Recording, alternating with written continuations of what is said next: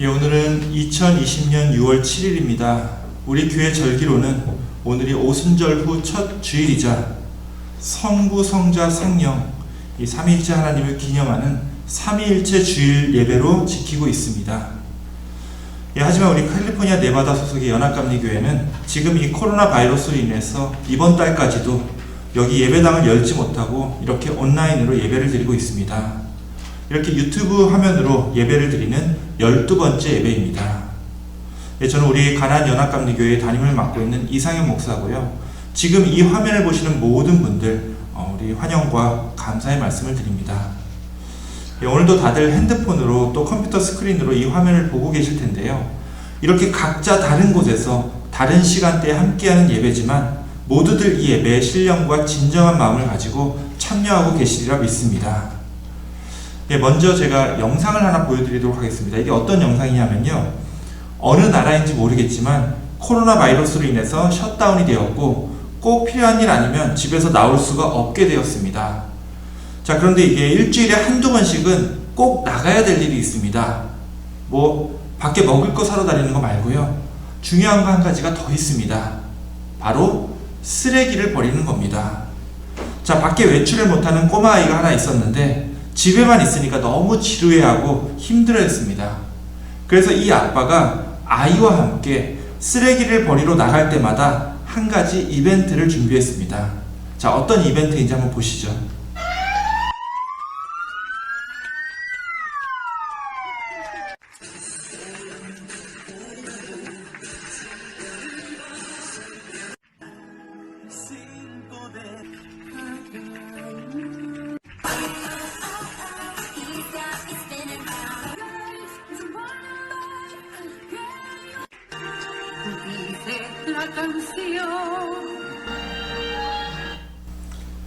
예, 쓰레기 버리는 시간이 길어야 5분이나 될까요?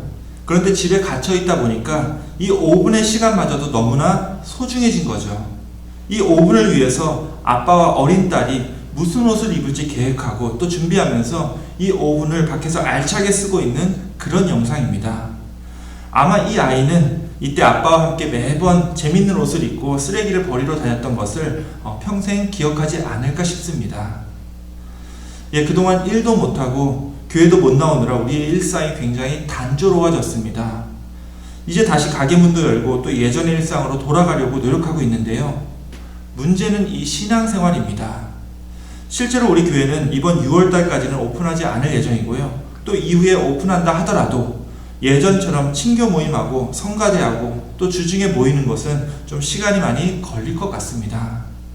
그래서 우리가 당분간은 이 신앙생활을 계속 단조롭게 해야 될지도 모르겠습니다. 자, 그런데 이 쓰레기를 버리는 그 짧은 시간조차도 아빠와 아이가 협력해서 이렇게 평생에 남을 이벤트로 만들 수 있듯이 우리의 이 단조로운 신앙생활도 얼마든지 우리가 의미 있고 아름다운 순간들로 바꿔놓을 수 있다고 믿습니다. 자, 지금부터 드리는 이 1시간의 예배도 마찬가지입니다. 여러분들이 어떤 마음을 갖고 어떤 예배를 드리느냐에 따라서 이 예배가 그냥 그런 온라인 예배가 될 수도 있겠지만 정말 여러분들의 마음과 뜻을 온전히 예배에 집중할 때 일주일에 한 번 느낄 수 있는 가장 아름다운 시간이 될 수 있습니다.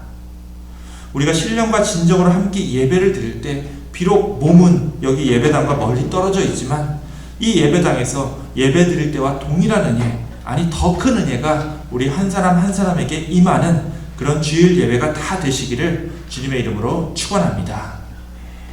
우리 함께 머리 숙여 이 예배를 위해 또 예배를 드리는 우리의 심령을 위해 함께 기도하며 이 예배를 시작하도록 하겠습니다.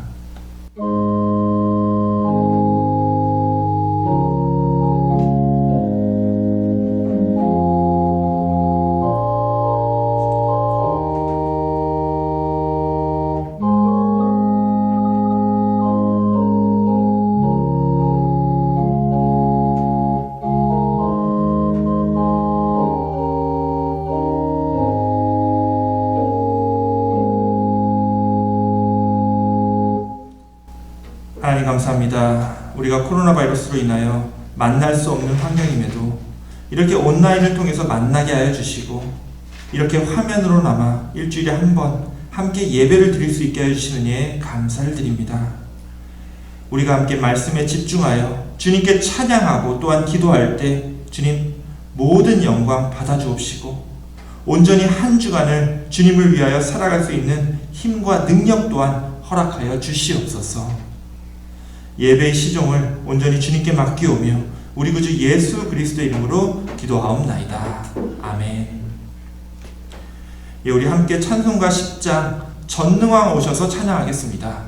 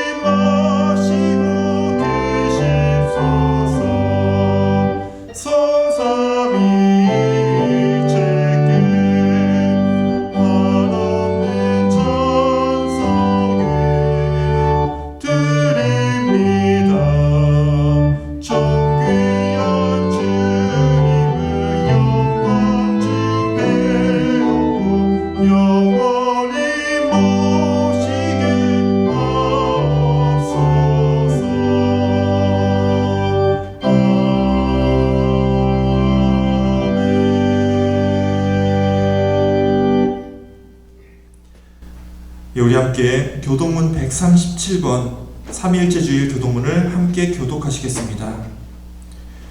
예수께서 세례를 받으시고 곧 물에서 올라오실새 하늘이 열리고 하나님의 성령이 비둘기같이 내려 자기 위에 임하심을 보시더니 하늘로부터 소리가 있어 말씀하시되 이는 내 사랑하는 아들이요 내 기뻐하는 자라 하시니라.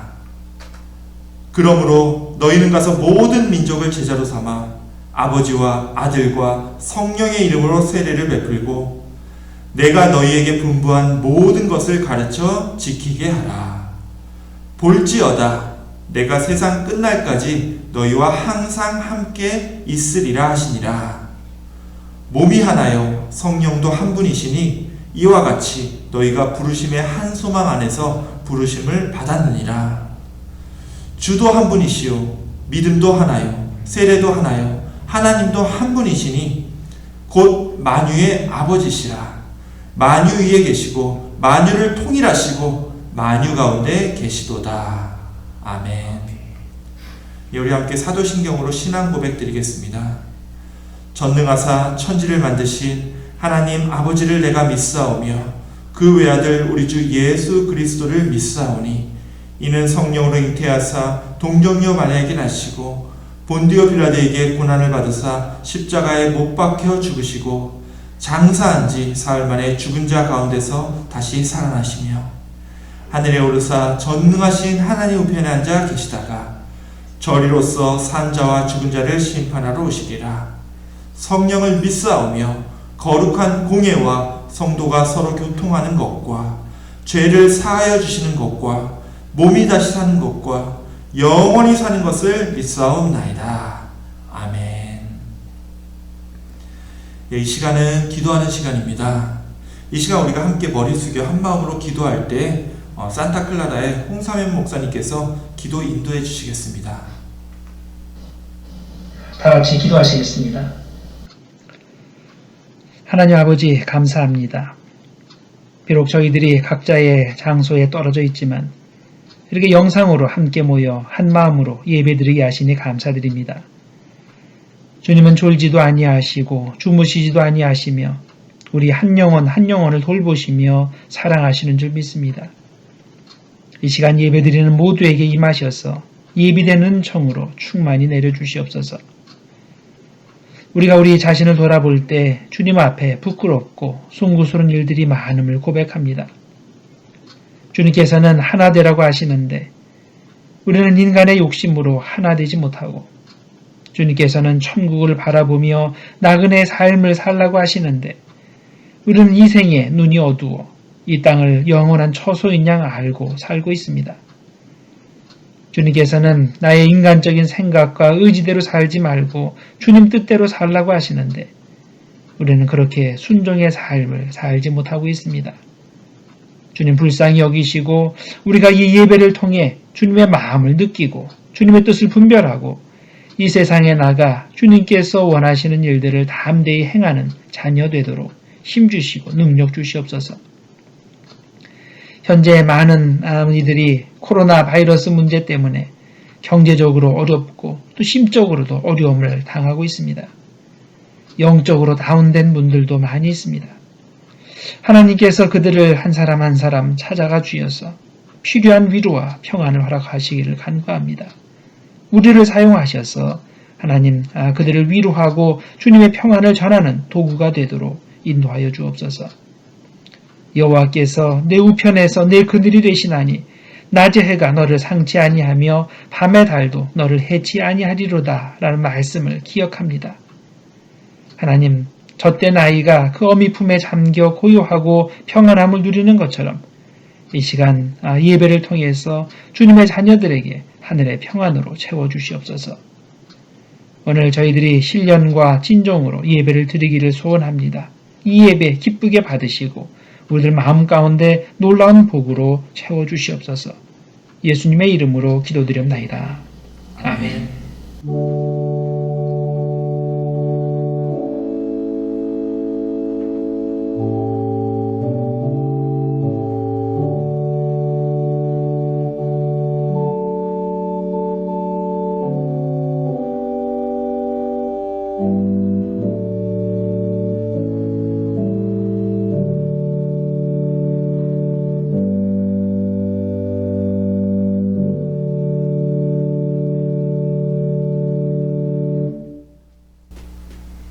예, 우리 목사님 기도 감사합니다. 다 아시겠지만 우리 홍상열 목사님께서는 7월 달부터 우리가 속해 있는 이 엘카미노 리얼 디스트릭트의 감리사님이 되십니다. 그래서 우리가 연말에 교회 청회할 때 되면은 우리가 이제 그동안 고생해왔는데 언어 장벽 없이 우리 감리사님을 뵐 수 있을 것 같습니다. 예, 지금 샌프란시스코보다도 우리 홍 목사님 계신 산타클라라 지역이 이 코로나 바이러스가 더 심해졌는데 우리 산타클라라 교회에 위해서도 함께 기도해 주시기 원합니다. 예, 오늘 말씀을 봉독하도록 하겠습니다. 오늘 말씀은요, 오랜만에 우리 박재만 성도가 봉독해 주시겠습니다. 잘 듣고 이 말씀을 통해서 은혜 받으시기 원합니다. 안녕하세요. 박재만입니다. 저는 샌프란시스코로 갔다가 한 달 전부터 다시 산호세로 일하게 되어서 조금 가까워졌네요. 코로나 때문에 많이들 힘드시죠? 잘 버티고 좋은 건강한 모습으로 꼭 찾아뵙기를 바라겠습니다. 오늘 하나님께서 우리에게 주신 말씀은 시편 119편 103절에서 107절 말씀입니다. 주의 말씀이 맛이 내게 어찌 그리 단지요 내 입의 꿀보다 더 다니이다. 주의 법도대로 말미암아 내가 명철하게 되었으므로 모든 거짓 행위를 미워하나이다. 주의 말씀은 내 말의 등이요 내 길의 빛이니이다. 주의 의로운 규례들을 지키기로 맹세하고 굳게 정하였나이다. 나의 고난이 매우 심하오니 여호와여 주의 말씀대로 나를 편안하게 하소서. 이것은 하나님께서 우리에게 오늘 주신 말씀입니다. 아멘. 예, 감사합니다. 우리 말씀 전에 기도하겠습니다. 하나님 감사합니다. 오늘 말씀을 통하여 우리의 눈과 귀가 열리고 우리의 영혼이 깨어나며 우리의 삶이 변하는 역사가 일어나게 하여 주옵소서. 특별히 이렇게 전염병으로 각종 혼란한 이슈들로 어두워진 이 세상에서 주님, 우리가 바라볼 것은 빛 대신 주님밖에 없음을 이 시간 다시 한번 깨닫게 하여 주시고, 주님을 따르는 우리 믿는 자들로 주님처럼 이 세상의 빛과 소금으로 살아갈 수 있도록 결단하는 시간이 되게 하여 주옵소서. 우리 구주 예수 그리스도의 이름으로 기도하옵나이다. 아멘. 세상이 참 어둡습니다. 벌써 6월달이 됐죠. 1년의 절반이 벌써 지나고 있습니다. 그런데 올해 2020년은 뭘 했는지 모르겠어요. 그냥 가게 문 닫고 교회 문 닫고 그리고 집에서 꼼짝없이 시간 보내다 보니까 벌써 6월달이 되었습니다. 진짜 이런 해는 다들 살다 처음 보실 겁니다. 사람들이 격리에 들어가니까 모두들 스트레스가 이만저만이 아닌 것 같습니다. 스페인의 한 아파트에 격리되어 있던 어느 남자는 격리 생활이 너무 힘들고 지루했는지 이웃하고 이렇게 지내고 있습니다.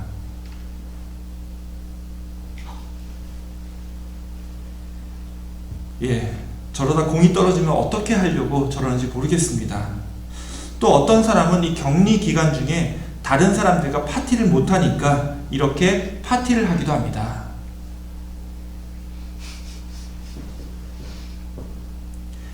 사람들을 못 만나니까 거울을 보면서 혼자 짠을 하는 거죠. 이 자가격리 기간이 길어짐으로 인해서 이렇게라도 혼자 파티를 하고 있다는 겁니다. 사실 이 정도는 괜찮습니다. 2달 전에 한 유학생이 유럽 어느 나라에서 유학하던 중에 이 코로나 바이러스로 인하여 한국에 급하게 귀국하게 되었습니다. 그런데 이제 한국은 외국에서 들어오면 2주 동안 자가격리를 해야 되잖아요. 이 20대 유학생은 이 기간을 버티지 못하고 그만 자기 방 안에서 스스로 목숨을 끊게 됩니다. 사실 한 사람이 자기 목숨을 끊었는데 뭔가 한 가지 원인만으로 그것을 설명할 수 있다고 믿는 것도 올바른 생각이 될 수는 없을 겁니다. 그럼에도 이 2주 동안의 자가격리 기간이 이 유학생이 가지고 있었던 깊은 절망과 우울함을 더 악화시켰다는 데는 이견이 없을 것 같습니다. 여기 미국도 그렇죠. 오랫동안 셧다운이 되고 사람들의 불만과 스트레스가 가득 찬 상황입니다. 그래서 여러분들도 다 아실 겁니다. 최근에 미국 대도시들이 이런저런 시위에 시달리고 있습니다. 영상을 하나 더 보여드리겠습니다. 이곳은 필라델피아에 있는 애플 매장입니다. Run! The cop car's on fire. They're still robbing the Apple Store. 이 애플 매장 앞에는 경찰차가 서 있는데 이 경찰차는 불타고 있고 사람들이 이 매장 안에 있는 고가의 물건들을 훔쳐가고 있는 장면입니다. 여러 가지 이야기가 들립니다. 백인 경찰이 잘못했다는 말도 있고 미국 내 인종차별이 다시 한번 수면 위로 올라왔다는 말도 있습니다. 또 일각에서는 경제적으로 시달리던 사람들이 약탈을 위해서 저렇게 나오는 거라고 말하는 사람도 있습니다. 사실 제가 예전처럼 흑인들이 많이 밀집해 있었던 이 동부 쪽에 살고 있거나 아니면 저 위쪽 버클리나 산호세 쪽에 살고 있었다면 제가 아마 이 시위들에 대해서 뭔가 분명한 관점을 가지고 여러분들과 나눌 이야기가 있었을 것 같은데요. 아무래도 제가 지금 여기 좀 평화로운 몬트리에에 있다 보니까 지금 일어나고 있는 이 미국 내의 시위들을 어떻게 이해하고 또 여러분들과 이것을 어떻게 나눠야 할지 솔직히 잘 모르겠습니다. 분명한 것은 이 코로나 바이러스로 인해서 우리가 거의 3달째 갇혀 살고 있는데요. 이게 우리가 생각한 것보다 훨씬 더 큰 스트레스를 받으면서 살고 있었던 거고 그 스트레스가 이런저런 방식으로 분출이 되면서 이 세상을 점점 어둡게 만들고 있었던 겁니다. 어떤 의미에서 이번 코로나 바이러스는 우리가 괜찮다고 아무 일도 없을 거라고 그저 긍정적으로만 믿어왔던 우리의 기대들이 사실은 얼마나 빈약한 토대 위에 서 있었던 것인지 그 민낯을 드러내고 있는 것 같습니다. 우리가 살고 있는 이 사회는요, 생각보다 안전하지 않았고 나와 내 가족들을 그렇게까지 잘 보호해주지도 않는다는 것을 이번 기회를 통해서 알게 된 거죠. 이 미국이라고 하는 세계 최강의 나라가 그렇게까지 모든 사람들에게 선진국이 아니었다는 것을 새롭게 알게 되었고요. 또 필요에 따라서 우리처럼 백인도 아니고 또 영어도 잘 못하는 사람들은 이 나라가 제공하고 있는 어떤 혜택에 있어서 늘 배제되고 있는 그런 경험을 지금 하고 있는 겁니다. 참 세상이 어둡게 느껴집니다. 우리가 살고 있는 이 세상의 암흑이 이번 코로나 바이러스를 통해서 더욱 짙어진 그런 느낌입니다. 그리고 동시에 이 기간을 통해 이제는 참 무기력하게 변해버린 나 자신을 바라볼 때 더욱더 이 세상이 암흑처럼 느껴집니다. 이 칠흑같이 어두운 세상에서 우리는 도대체 어떻게 살아가야 되는 걸까요? 캐나다에 있는 이 케이프 브렌튼 섬에는 엄청나게 큰 탄광이 하나 있습니다. 이 탄광은요, 거의 300년 전인 1700년도 초반부터 광석을 캤었습니다. 여기서 나오는 광석의 양이 엄청났기 때문에 사람이 직접 이 광물을 끌고 나오는 것이 이만저만 힘들었던 것이 아니었습니다. 그렇다고 아직 1700년대에는 증기기관이 발명되기 전이었기 때문에 철로를 이용할 수도 없는 상황이었습니다. 그래서 어떻게 했을까요? 그래서 이렇게 말을 이용했습니다. 자, 그런데 문제가 하나 있습니다. 말은 굉장히 예민한 동물입니다. 이 당시 아직 전기도 발명되기 전이었기 때문에 이 탄광안은 완전히 어두울 수밖에 없었습니다. 그런데 이 말들이 이 안에 들어가서 일을 시작하면 그래도 동물들이라 어둠 속에서 적응을 잘합니다. 문제는요, 한번 이렇게 깊고 어두운 탄광 속에서 일을 시작한 말들은 절대로 밖에서 못 산다는 겁니다. 이미 어두움에 적응해 버렸기 때문에 이 말들이 밖에 이제 밝은 곳으로 나오기라도 하면 이 말들은 눈이 굉장히 예민한 동물이기 때문에 바로 시력을 잃어버리게 된다고 합니다. 이건요, 한번 탄광 속으로 들어갔던 말은 죽을 때까지 계속 이 어두운 땅 속에서만 살아야 한다는 것을 의미하는 거죠. 자, 그런데 이거 우리가 사는 이 세상과 너무나도 비슷하지 않습니까? 우리의 삶도 마찬가지죠. 이 세상의 어둠 속에 우리의 삶이 적응해버리는 순간 우리는 더 이상 밝은 곳에 살 수 없게 돼버립니다. 예전에 베트남전에 참전했던 미국 군인들이 많이 겪었던 일입니다. 베트남에서 서로 죽이고 살육하던 이 끔찍한 전쟁의 참상을 겪다가 꿈에도 그리던 이 고향 땅 이곳 미국으로 다시 돌아왔습니다. 그런데 전쟁이 없는 이 평화로운 삶 속에서는 이 전쟁 용사들이 적응을 못하는 거예요. 이들은 정서적으로 오히려 불안해졌고 이 평온한 일상을 도저히 견디지 못했습니다. 그래서요, 이게 참 아이러니한 일인데요, 고향으로 돌아왔던 미국 군인들 중에 일부는 다시 자원해서 베트남 전쟁터로 돌아가곤 했습니다. 이들에게는요, 서로 죽고 죽이는 이 전쟁터가 아니면 자신들이 진정 살아있다고 하는 그런 삶의 안정감을 갖게 하는 장소를 찾을 수가 없었다라는 거예요. 너무 어둠 속에서만 살아왔고 이 어둠 속에 익숙해져 버리니까 조금이라도 밝은 세상에서는 살아갈 수 없게 돼버린 거예요. 자, 그런데 이게 전쟁을 겪었던 베테랑들만의 이야기가 아니죠.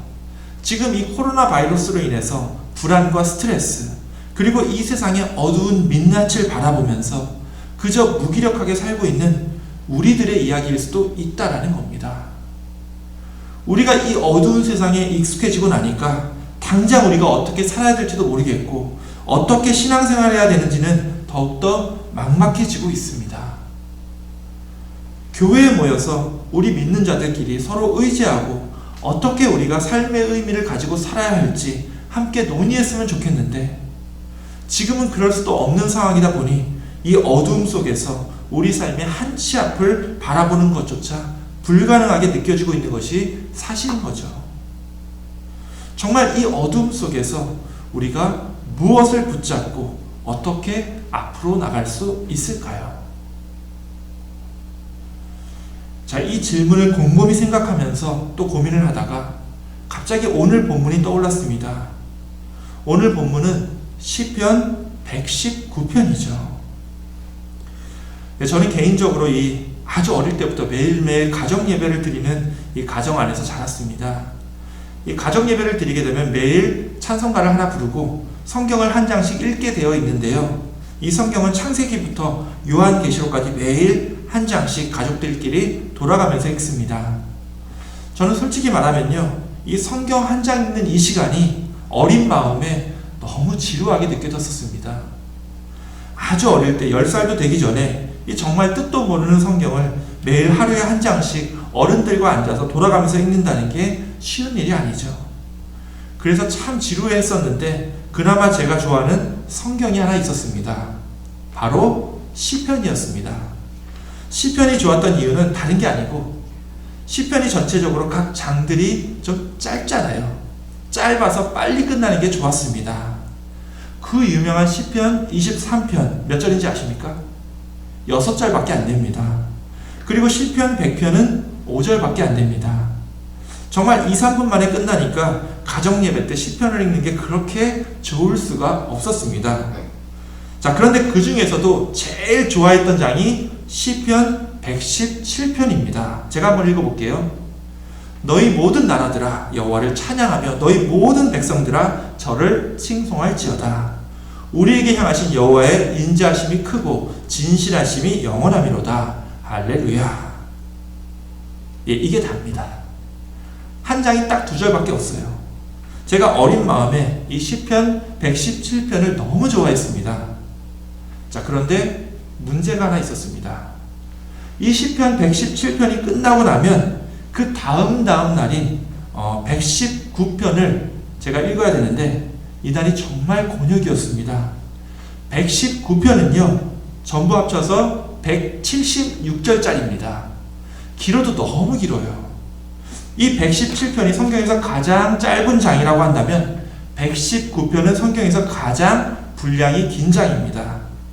옛날 성경으로 페이지를 3번이나 넘겨야 끝났습니다. 어린 마음에 이 119편을 읽는 날은 정말 지루했었던 기억이 납니다.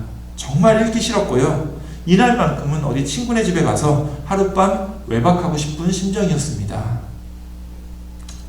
예, 개인적으로 이 시편 119편 하면 그런 경험이 있었습니다. 근데 참 이상하죠?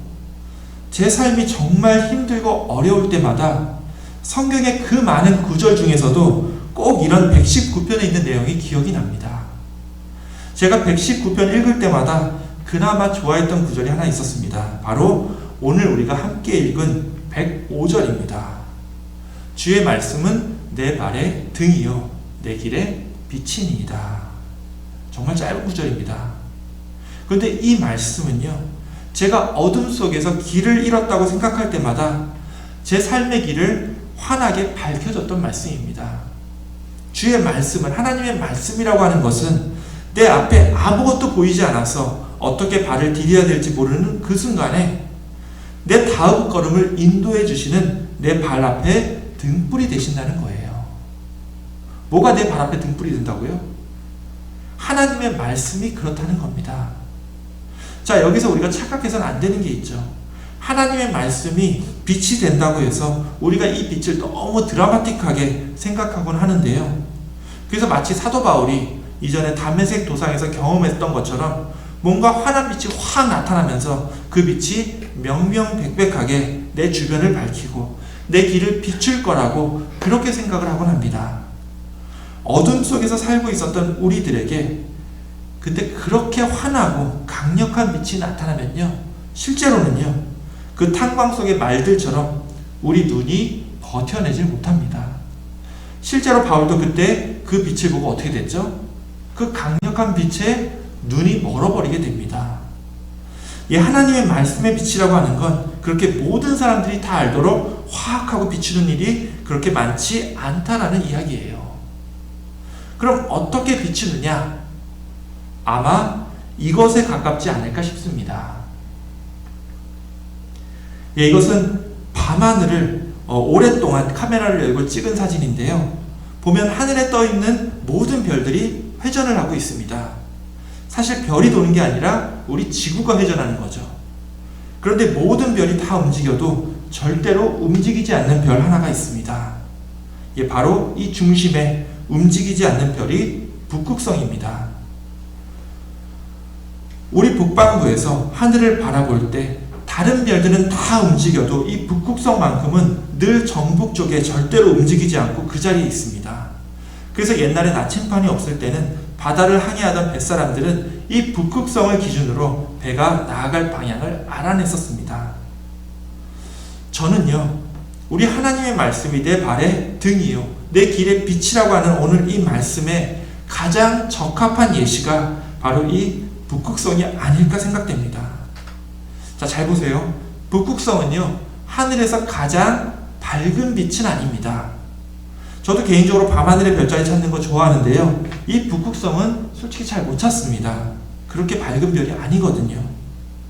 하지만 우리가 잊지 말아야 할 사실은 길을 찾는 사람들에겐 이 작은 별이 길잡이가 되고, 그래서 그들이 나아갈 길을 인도한다는 거예요. 우리 하나님의 말씀이 그렇죠. 하나님의 말씀이 어두운 세상을 달이나 태양처럼 환하게 비춰서 그 길을 인도하는 게 아니라는 거예요. 그냥 이 북극성처럼 환하진 않지만 늘 그 자리에 있어서 이 별을 알아보는 사람들에게 그 나아갈 방향을 알게 한다는 거예요. 자, 세상이 어둡지 않고 밝을 때는 사실 그렇게까지 차이가 나진 않습니다. 그런데 요즘처럼 세상이 정말 어두워지고 우리가 한치 앞을 바라볼 수 없을 정도로 암흑 같은 삶을 살고 있을 때는 절대로 변하지 않는 하나님의 말씀이 요동하거나 움직이지 않고 그 자리에서 우리의 앞길을 비춰준다고 하는 것은 정말 우리에게 힘이 되고 든든한 말씀이 아닐까 생각됩니다.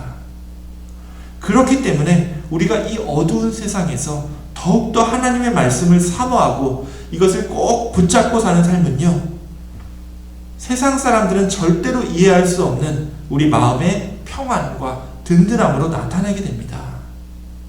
우리 믿는 자들과 믿지 않는 사람들의 차이가 여기서 나타날 수밖에 없다라는 거예요. 하나님의 말씀이 우리를 밝히 인도한다는 것을 우리가 믿는다면 이 어두운 세상 속에서도 우리가 불안해하거나 두려워할 이유가 없다라는 겁니다.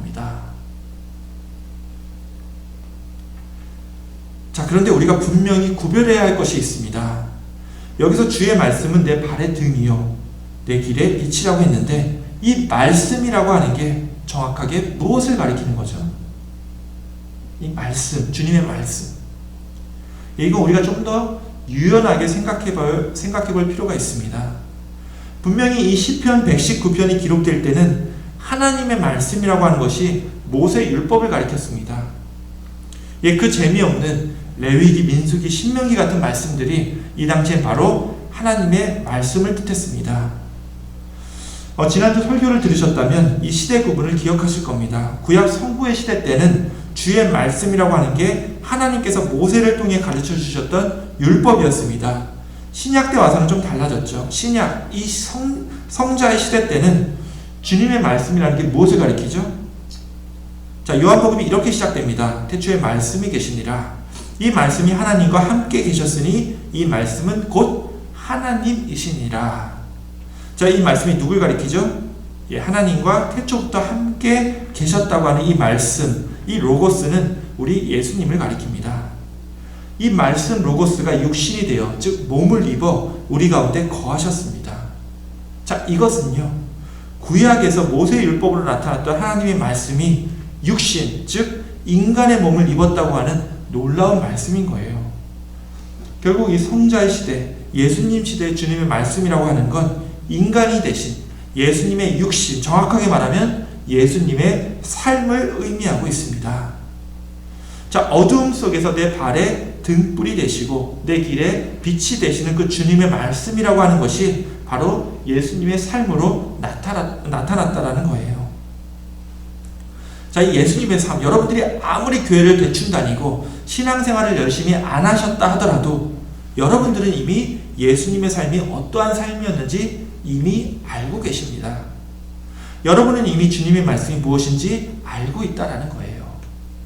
지금처럼 이 어두운 세상에서 정말 한치 앞도 볼 수 없지만 그럼에도 여러분은 여러분이 가야 할 길을 알고 있습니다. 그것이 바로 예수님의 삶이라는 거예요. 정확하게 말씀드리면 우리들이 지금 겪고 있는 이 암흑 같은 상황들, 이 속에서 우리는 계속 예수님을 생각하며 이 질문을 던져야 한다는 거예요. 지금 우리에게 주님의 말씀이 우리의 빛이요 길이 되신다고 하는 것은 우리가 이 어두운 세상에 살고 있음에도 불구하고 이 질문을 던질 수 있기 때문이라는 겁니다. 예수님이라면 지금 내 상황에서 어떤 선택을 하셨을까요? 예수님이라면 지금 여러분 처지에서 어떻게 하셨겠습니까? 우리 예수 믿는 사람들이 세상 사람들과 다른 게 바로 이거죠. 세상 사람들도 그렇고요. 우리도 어둡기는 마찬가지입니다. 똑같이 어두워요. 그런데 우리가 그들과 다른 게 한 가지가 있죠. 우리 믿는 자들은요, 항상 이 질문을 우리의 마음 속에, 우리의 내면 속에 던질 줄 아는 사람이라는 겁니다. 우리가 처한 이 어두운 상황들 속에서 예수님이라면 어떤 판단을 하셨을까? 예수님이라면 어떤 선택을 하셨을까? 이 질문을 스스로에게 하느냐, 하지 않느냐가 바로 우리가 세상 사람들과 다른 점이라는 거예요. 그리고 이 질문을 통하여 우리의 판단이 달라지고 선택이 달라집니다. 우리가 똑같이는 아니라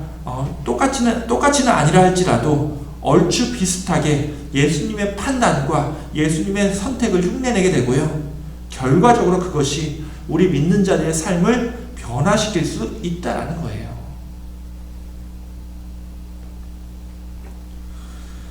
인도의 그 유명한 테레사 수녀님께서 젊은 시절에 아직 그렇게까지 성숙한 삶으로 변화되기 전에 인도에 있는 최하층민들이 모여 사는 어느 마을에 방문을 했다가 한 노인이 혼자 사는 집을 우연히 들리게 됩니다. 그런데 그곳은 정말 쓰러져가는, 집이라고 부르기도 참 민망한 그런 곳이었었는데 이 집 안으로 들어서자마자 역겨운 냄새가 코를 찔렀습니다. 이 노인의 집은 온통 먼지투성이었고 이불이나 옷가지들은 언제 마지막으로 빨았는지도 알 수 없는 그런 상황이었습니다. 그리고 그 낡은 공간에서 생활하고 있던 그 노인은 정말 말 그대로 조금씩 죽어가고 있는 게 눈에 보일 정도였습니다. 테레사 수녀는 그 노인에게 자기가 방을 치워주겠다고 말했습니다. 하지만 이 죽어가는 노인은 대답도 하지 않고 그냥 멀뚱히 수녀만 바라보고 있었습니다. 테레사 수녀는 당장 일을 시작했습니다. 집안을 샅샅이 청소하고 옷가지들을 하나하나 빨아가지고 햇볕에 말려놓았습니다. 그런데 그렇게 청소를 하는 중에 테레사 수녀는 구석에 떨어져 있는 조그만 램프를 하나 발견하게 됩니다. 먼지에 뒤덮인 낡은 램프였는데 궁금한 마음에 이 노인에게 물었습니다. 이게 뭐에 쓰는 램프죠? 그러자 그 노인이 처음으로 입을 열었습니다. 손님이 오면 켜놓는 등이에요. 그런데 최근 몇 년 동안 손님이 없어서 켜본 적이 없습니다. 누가 나같이 다 죽어가는 늙은이를 만나러 오겠어요. 이 노인은 가족도 없이 또 찾아오는 사람도 없이 그렇게 쓸쓸히 죽어가고 있었던 겁니다. 테레사 수녀는 너무 짠한 마음에 이렇게 약속을 했습니다. 제가 여기 자주 오겠습니다. 그러니 저를 위해 이 등불을 켜주시겠습니까? 노인은 아무 말도 없이 고개를 끄덕였습니다. 그리고 그 이후로 테레사 수녀는 정말로 시간이 날 때마다 그 노인의 집에 찾아갔습니다. 자기가 못 가면 자기 동료 수녀라도 불러서 이 죽어가던 노인의 외로움을 달래줬던 겁니다. 놀랍게도 이제 이 노인의 집 문에는 거의 매일 등불이 켜져 있었습니다. 이 노인은 더 이상 쓸쓸해하지도 않았습니다. 매번 찾아와서 집안일도 해주고 또 말동무도 되어주는 이 테레사 수녀와 동료들이 있었기 때문입니다. 그리고 그로부터 2년 후에 이 노인은 웃으면서 돌아가셨습니다. 그리고 노인은 마지막까지 곁에 있어준 이 테레사 수녀와 그 동료들에게 이렇게 얘기를 했습니다. 여러분들은 제 인생에 등불을 켜주신 분들입니다. 정말로 감사합니다. 참 놀라운 것은 테레사 수녀와 동료들이 켜게 만든 이 등불이 노인의 인생에만 불을 켜준 게 아니라는 겁니다. 아마도 이 노인이 이 켜준 등불을 보면서 테레사 수녀와 이 동료들도 자신들의 마음이 환하게 비춰졌겠죠. 매일매일 예수님의 삶이라고 하는 그 빛을 쫓아서 예수님을 닮아가려고 했던 이들의 삶을 통해서 이들 자신의 삶이 더욱더 성숙해졌던 겁니다.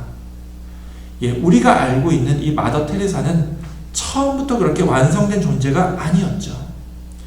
예수님의 모습을 쫓았던 그 매일매일의 삶을 통해서 천천히 완성되었던 겁니다. 사랑하는 우리 가나안교회 교우 여러분, 그리고 이 예배를 멀리서 함께하고 계시는 우리 모든 성도 여러분, 세상이 참 어둡습니다.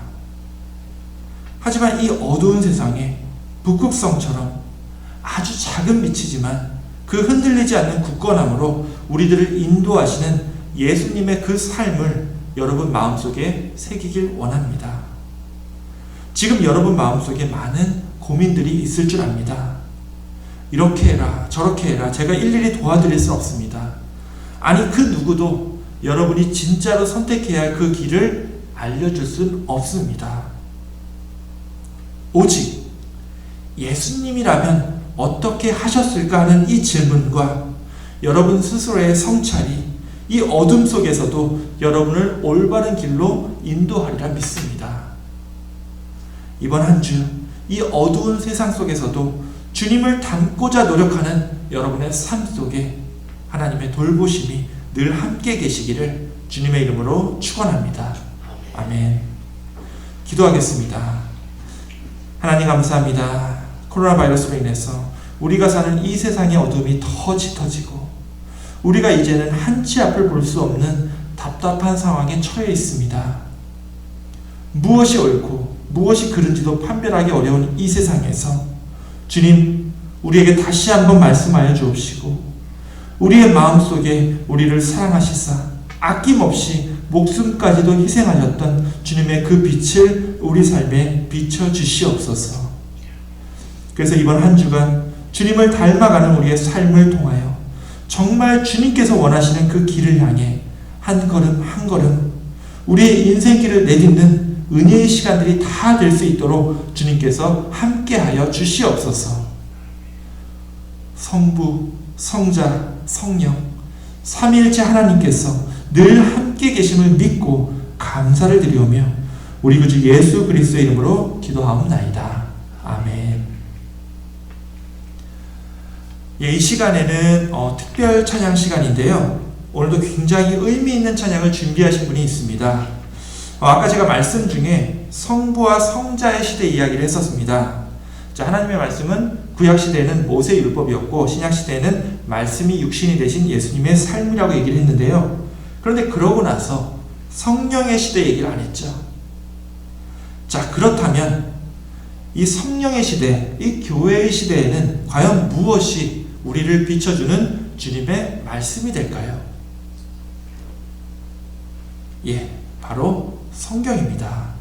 모세 율법과 예수님의 삶이 기록되어 있는 이 성경을 통해서 우리는 이제 주님의 말씀을 들을 수 있는 겁니다. 그래서 오늘 찬양은요, 제가 특별히 주님의 말씀에 관한 혹은 성경에 관한 찬양을 좀 부탁을 드렸었는데 여러분들도 아시겠지만 막상 우리 찬송가에 성경에 관한 찬양이 거의 없습니다. 그래도 아마 한 가지는 여러분들이 알고 계실 텐데요. 저 위쪽 이스트베이 쪽에서 활동하고 계시는 안진이라고 하는 훌륭한 작곡가 선생님이 계십니다. 그분이 최근에 우리 찬송가에 있는 이 나의 사랑하는 책을 편곡을 하셨는데요.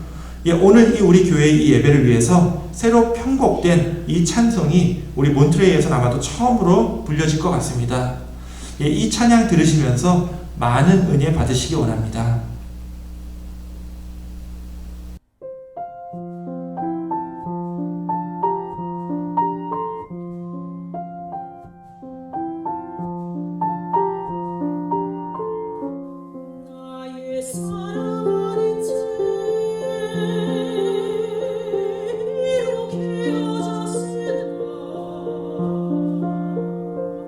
어머니 배를 위에 앉아서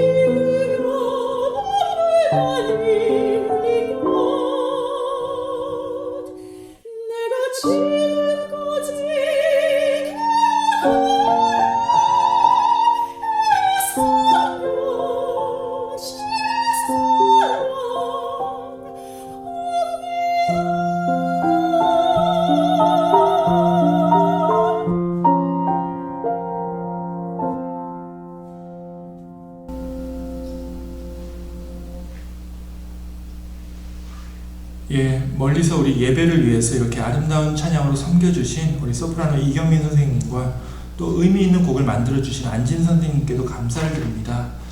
저는 편곡을 한 줄 알았는데 완전히 새롭게 작곡을 하셨네요. 너무 은혜롭습니다. 또 이렇게 매주 반주를 포함해서 감동스러운 영상을 만들어주신 우리 박현지 사모님께도 감사를 드립니다. 이 시간은 봉헌 기도의 시간입니다. 우리가 지금 이 유튜브를 통해서 온라인으로 모이기 때문에 이 예배 중에 실제로 헌금을 낼 수도 받을 수도 없습니다. 그래도 우리가 주님께 바치는 예물을 멈출 수는 없죠. 그래서 지금 여러분이 가지고 있는 봉투에 여러분이 이번 주에 내실 헌금을 잘 가지고 계셨다가 나중에 우리 공예배가 재개되고 또 회복되었을 때 그때 한 번에 내시기를 바랍니다. 그래도 혹시 계속 가지고 있는 게 부담스러우시면 저나 이제 재정 보시는 분들에게 드리라고 말씀을 드렸고 또 이렇게 함께 하나님께 봉헌할 수 있는 시간을 갖게 되었습니다. 우리가 하나님께 예물을 바칠 때마다 우리의 믿음과 삶이 온전히 주님을 닮아가기 원합니다. 이제 여러분이 지금 봉헌하는 그 마음 위에 함께 기도하고자 합니다. 함께 기도하겠습니다. 하나님 감사합니다. 이렇게 서로 얼굴을 맞대고 함께 친교와 교제를 나눌 수는 없지만 그럼에도 이 유튜브를 통하여 각처에 흩어져 있는 우리 모든 주님의 자녀들이 함께 시간과 공간을 초월하여 예배하게 하여 주신 은혜에 감사를 드립니다. 오늘 이 시간 비록 직접 헌금을 바칠 수는 없지만 우리 믿음의 씨앗을 드리는 마음으로 주님 앞에 이렇게 봉헌하오니 주님께서 기쁘게 흠양하여 주옵시고 또 이제야 가게문을 열어서 다시 시작하는 마음으로 하루하루 보내고 있는 우리 교우들에게도 안전과 건강으로 늘 함께하여 주시옵소서. 한참 부족한 것이 많을 줄 압니다. 우리의 부족한 것들 다 주님의 사랑으로 채워주옵시고 우리가 이제는 물질보다는 온전히 주님을 붙들고 살아가야 함을 더욱더 깊이 깨닫는 귀한 은혜의 시간이 되게 하여 주옵소서. 특별히 이 힘든 시간으로 인하여 시험에 들지 않게 하여 주시사 이 모든 환난이 끝나고 우리가 조만간 이 예배당으로 돌아올 때 주님이 맡기신 귀한 사역을 다시 시작하고 다시 갱신할 수 있도록 우리가 서로의 믿음을 굳게 세울 수 있도록 다시 한번 함께하여 주시옵소서. 언제나 감사를 드리오며 우리 구주 예수 그리스도 이름으로 기도하옵나이다. 아멘. 이 시간은 교회 소식 시간입니다. 먼저 이렇게 이 유튜브를 통해서 오순절 첫 주일 예배, 이 3일째 주일 예배 참여하신 모든 분들 지금 어디에 계시든 진심으로 환영하고 또한 감사의 말씀을 드립니다. 우리의 호흡이 끊어질 때까지 우리는 하나님께서 주신 사명대로 어디에 있든 찬양하고 기도하며 예배 드리는 것을 멈출 수는 없습니다. 그리고 이 예배를 만들어주신 우리 주님께 다시 한번 감사를 드립니다. 제가 매일 카톡을 통해서 우리 몬트레이 지역의 코로나 바이러스 확진자 숫자를 계속 알려드리고 있는데요. 지난주 한 주가 제가 여태까지 집계한 이래로 가장 많은 사람들이 확진되었습니다. 한 주 동안 거의 160명이 넘어서 지금 숫자가 600명을 훨씬 넘었습니다. 우리 동네 처음 확진자가 나오고서 이제 그 숫자가 처음 100명이 될 때까지 정확하게 한 달 걸렸습니다. 그런데 지금은 한 3일 정도만 있어도 100명이 훌쩍 넘어갑니다. 그리고 또 아까 설교 때도 말씀을 드렸지만 각종 시위와 이러한 또 약탈 방화로 인해서 큰 도심 쪽은 불안과 염려 속에 살고 있습니다. 그런 와중에 이제 지난 주말부터 우리 수암밋 하시는 교우분들께서 가게 문을 여셨는데요. 정말 지금은 안전과 건강이 최우선입니다. 계속 말씀을 드리지만 우리 믿는 사람들은 이럴 때 더 건강하지 않으면 오히려 그렇게 조롱을 받고 또 주변에 시험 받는 사람들이 생기기 마련입니다. 안전수칙 잘 지키시고 더 잘 드시고 더 운동도 열심히 하시면서 여러분 자신과 우리 주님 위해서 건강 꼭 유지하시기 원합니다. 또 카톡을 통해서 매일 묵상 자료를 발송하고 있는데요. 어떤 분은 제가 이 말씀 자료를 어디 인터넷에서 카피해서 여러분들과 나누고 있다고 그렇게 생각하실 텐데요. 사실 그렇지 않습니다. 이 1일 묵상 자료는 제가 100% 직접 다 쓴 겁니다. 그래서 어디서도 똑같은 글을 볼 수가 없을 겁니다. 우리 교우분들이 서로 떨어져 있는 시간이 길어지고 있기 때문에 이렇게 매일 말씀을 묵상하는 게 아니면 우리의 신앙생활도 점점 하나님과 멀어질 수밖에 없습니다. 그래서 저도 매일매일 시간과 노력을 들여서 만드는 자료니까요.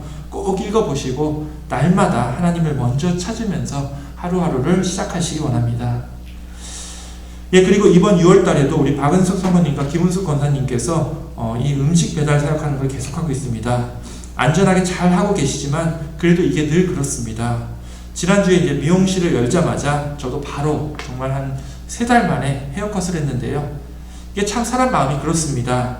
이 가게, 또 머리를 자르는 미용사분, 그리고 이 미용 도구까지 혹시 바이러스가 있지 않을까 하는 걱정 속에 머리를 잘랐고요.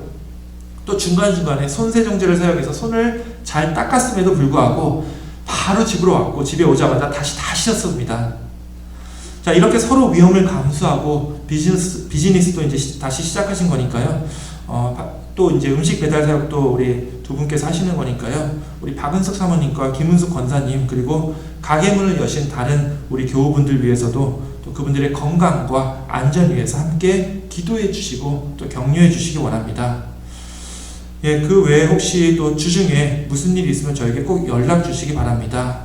우리가 몸은 떨어져 있지만 기도로 또 필요하면 전화로 또 카톡으로 서로 돕고 서로 격려하면서 은혜롭게 우리 주님을 닮아가는 이번 한 주가 또 다 되시기를 축원합니다.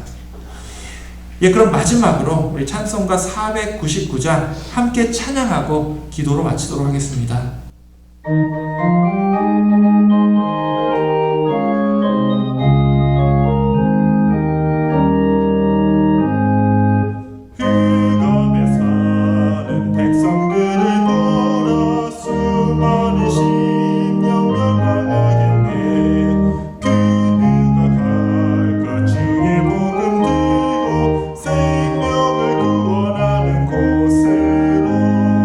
그 권세 집대 있으리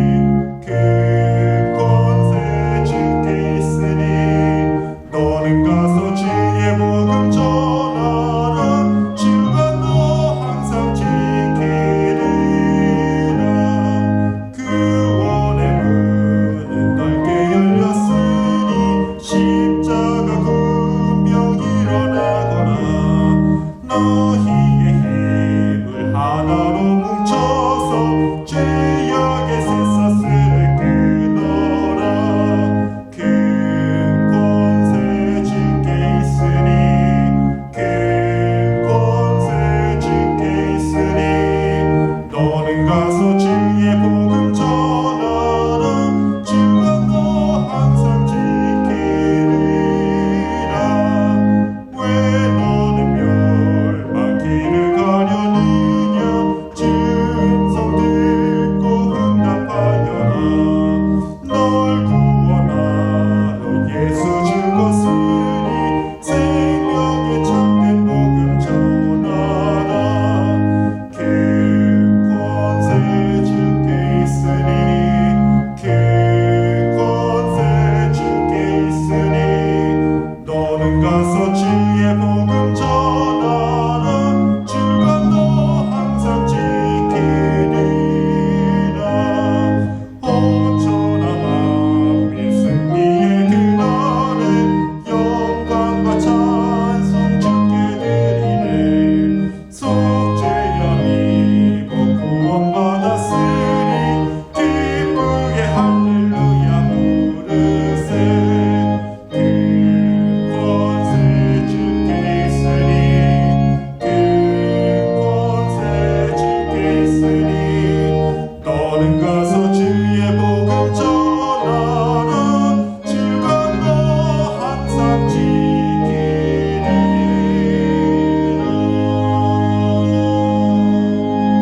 아멘. 예, 우리 기도하겠습니다. 이제는 성자 하나님이 되신 우리 구주 예수 그리스도의 은혜와 성부 하나님, 우리 아버지 하나님의 사랑과 성령 하나님의 교통 역사하심이 이제 이 예배가 끝나고 다시 불안과 걱정이 가득한 우리의 삶으로 돌아갈 때에 오늘 배운 대로 주님의 말씀을 따르고 우리 예수님의 삶을 따름으로 어떠한 병마와 이 세상의 어떠한 흑암의 위험도 우리를 해할 수 없음을 고백하는 주님의 귀한 자녀들의 삶을 온전히 따르기 원하는 흩어져 있는 우리 사랑하는 가나안교회 모든 성도들 머리 위에 그들의 안전과 건강 위에 또 이 예배를 온라인으로 드리는 모든 성도들의 삶 위에 영원토록 함께 있을지어다. 아멘.